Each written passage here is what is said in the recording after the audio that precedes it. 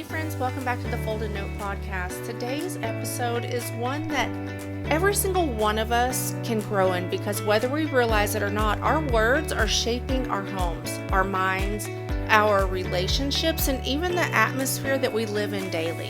And before we jump into this episode today, if it encourages you or convicts you in a good way, please go ahead and send it to somebody that you love.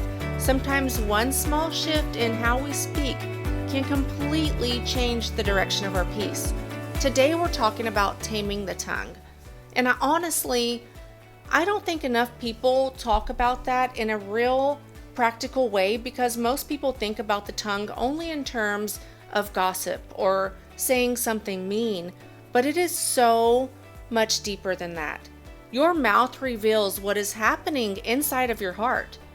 Your words reveal what you have been feeding mentally. And sometimes frustration has been speaking for us more than wisdom has. You know those moments where you're tired, overwhelmed, you're emotionally drained, and suddenly everything coming out of your mouth sounds sharp, negative, irritated, hopeless, or heavy? Yeah, that's what we're talking about today because life will absolutely pressure you, but we still have a responsibility before God to learn how to govern our words. Proverbs 18:21 says, "Death and life are in the power of the tongue." That verse is so powerful because it reminds us that words, they are not small things. Words carry weight. Words, they affect people. They affect environments, they affect our thinking, and they absolutely affect our emotions. And honestly, many people are living under the weight of words that were spoken repeatedly over them for years. That's how strong words are. They matter. And that's why we cannot afford to speak carelessly all the time just because we're emotional in a moment. Let's talk honestly here. When people are exhausted emotionally, frustration starts trying to come out everywhere. It comes out in the tone. It comes out in the attitude, in the sarcasm, in the impatience, and in the complaining.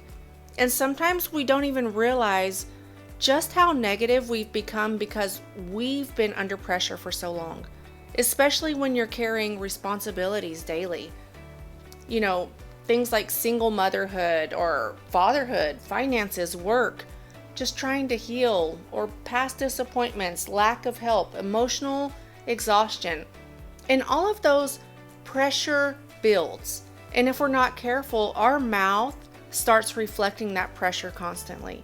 Everything becomes, I'm tired, I'm overwhelmed, this is too much, I'm sick of this, nothing ever changes. But I want you to listen carefully. Feeling frustration is human.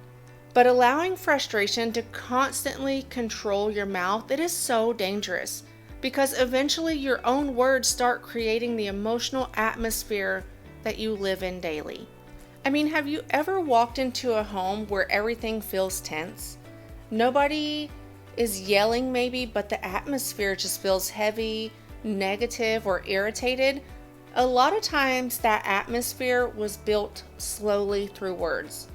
By, people just complaining constantly or snapping constantly, negative speech constantly, fear or stress constantly. Words absolutely shape environments.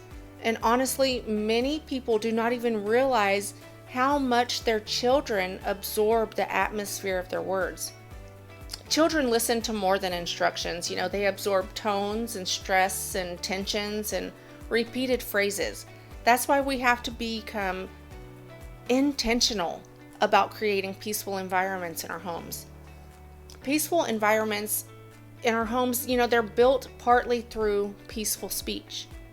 You cannot constantly feed anger, offense, comparison, fear, bitterness, and negativity mentally and then expect peaceful words to naturally come out. Eventually, what fills the heart comes out of the mouth. That's why guarding your heart, it matters so much. What are you listening to all day? What conversations are you entertaining all day? What thoughts are you rehearsing all day? If frustration keeps filling your mind, frustration will eventually start filling your speech too. And honestly, some people don't need like a new life situation first. They need a renewed mind first, because peace begins internally. And one of the most spiritual things that a person can learn is how to pause, to not react immediately, to not answer immediately, and to not release every emotional thought immediately. Just pause. Sometimes wisdom sounds like silence for a minute, especially when emotions are high, because words spoken emotionally can damage relationships quickly, can't they? And once words leave your mouth, you cannot pull them back. That's why self-control matters so much spiritually. Not just controlling your actions, but controlling your speech. And honestly, maturity is often seen in how someone speaks under pressure. Anybody can speak peacefully when life is going easy. But can you still speak wisely when you're frustrated? Can you still respond kindly when you're emotionally exhausted? Can you still choose peace when irritation wants to take over? That is when you see how much growth has become in you. And I also want to talk about the way we speak about ourselves, because that matters so much as well. Some people are incredibly harsh with themselves, saying things like, oh, I'm failing, I'm a mess, I can't do anything right, I'm always behind, I'll never get ahead, I'm sick. And after a while, those words start affecting your confidence and your peace, your motivation and your hope, especially. You were never designed to verbally tear yourself down every day. Yes, we stay humble. Yes, we acknowledge areas that we need to grow in, but there's a difference between humility and constant self-destruction through your words. You have to speak life over yourself too, saying things like, I'm learning, God is helping me grow, I'm becoming wiser, I'm stronger than I used to be, God is guiding me. Those things matter so much. And something I've noticed, people with deep peace, they usually speak differently. They're slower to react, they are slower to explode, slower to complain constantly, and that's because they've learned that protecting peace matters more than winning every emotional moment.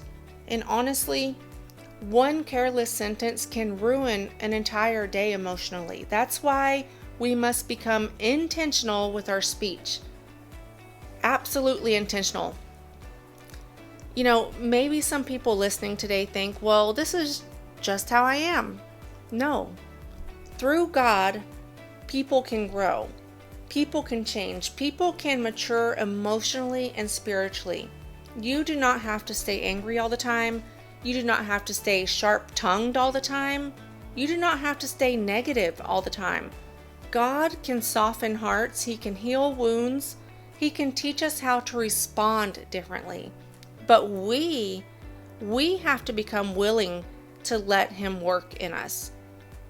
So today, before you speak, just pause. Ask yourself, are these words building peace or are they building pressure? Are these words bringing life or discouragement? Are these words coming from wisdom or from emotion?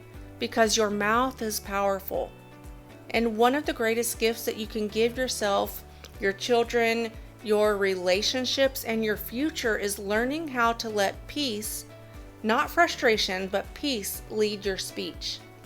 Let's close today's note with a prayer.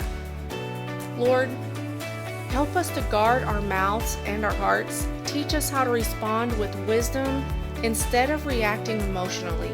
Help us to just slow down, pause, and choose words that bring peace, that bring encouragement in life. Heal places inside of us that have become frustrated or exhausted, bitter, and overwhelmed. And help us speak differently over our homes, our children's, ourselves, and our future. Thank you so much for helping us grow spiritually and emotionally every day, Father. In Jesus' name, amen.